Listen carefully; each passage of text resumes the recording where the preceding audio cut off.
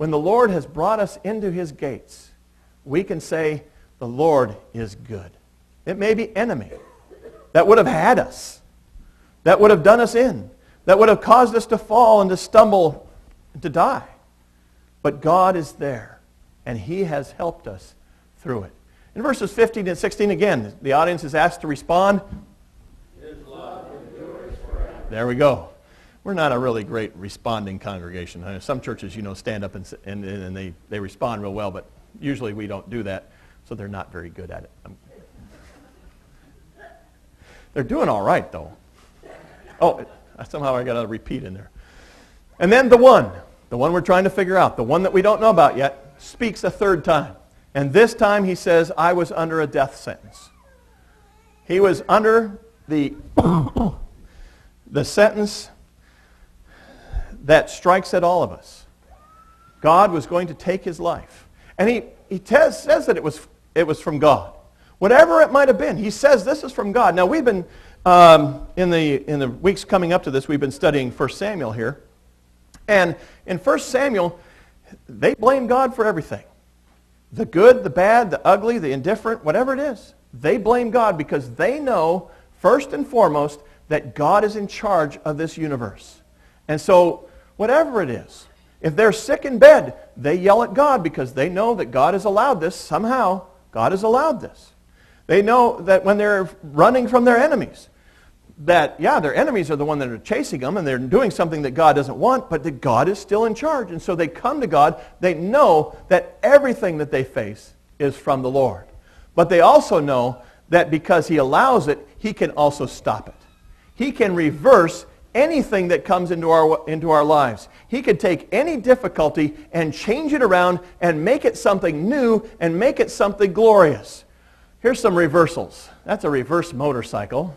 Anybody drive a reverse motorcycle? I don't know if you drive it backwards. There's a reverse clock. I don't know what time it is. There's a reverse roll and also reverse lettering. Superman doesn't usually help Jimmy Olsen.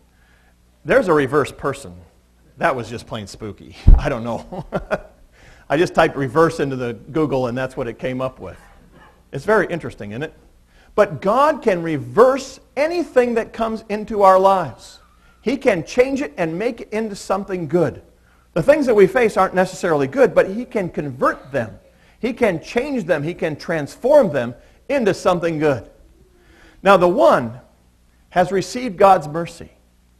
Now the one knows that he did not attain this mercy because he had achieved God's standards. Now we're going to find out that the one does live up to God's standards.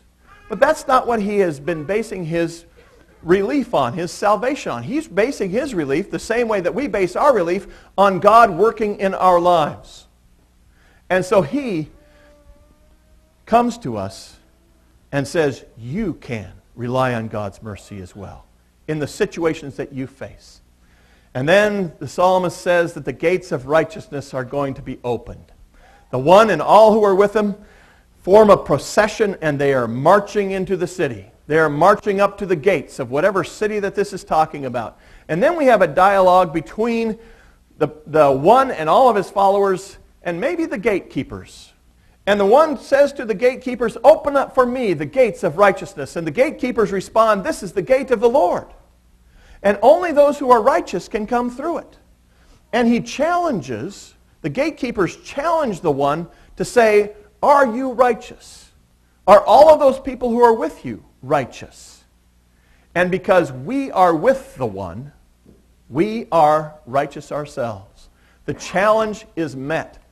And again, not by a claim of the one's own personal righteousness, but because the one has been given mercy by God, the same way we are.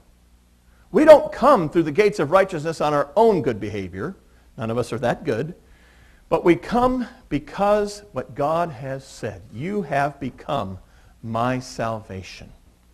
And we enter into the gates of righteousness the same way that the one does and all of his followers, because God is our salvation. And then, I don't know who says this next verse, but maybe everybody does. The stone that the builders rejected has become the capstone. Now, in their part of the world, they have a long history, and they have a long history of building with stone. And so they would have a nice building built, and then along would come some foreign army or some domestic army, and they would just destroy the building. But you really don't destroy stones. You just don't catch them on fire. You just sort of spread them out everywhere. And then the next builders would come along, and they would gather up these stones that had already been used probably, maybe several times, and they would start building a building. And they would look at this stone and go, no, we can't use that stone. I don't know what that stone is for. And they would move it aside and just put it over in the trash heap and say, we can't use that.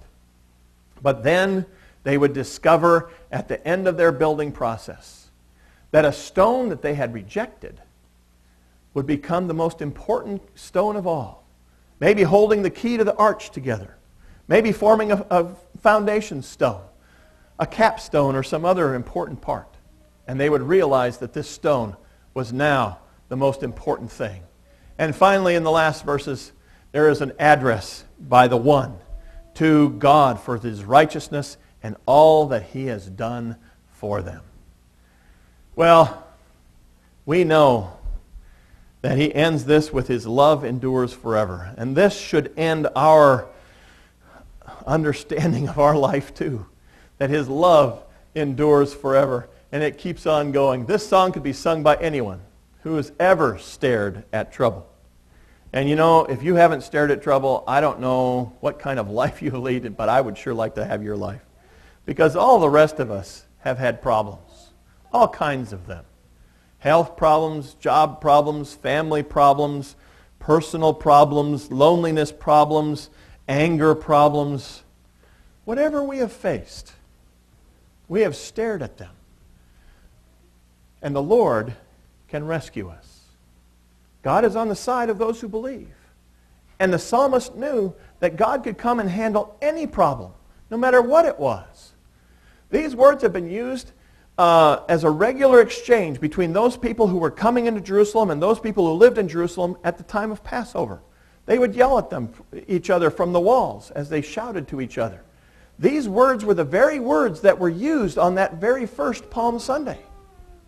Blessed is the one who comes in the name of the Lord, for his mercies endure forever. This is what they were shouting while Jesus was riding on that donkey, as they were spreading palm branches, as they were spreading their clothes out before him. These are the words that were yelled. Blessed is he who comes in the name of the Lord. And that day, they discovered exactly who the one was. It was Jesus Christ. And there was no doubt to all of them who that one was who came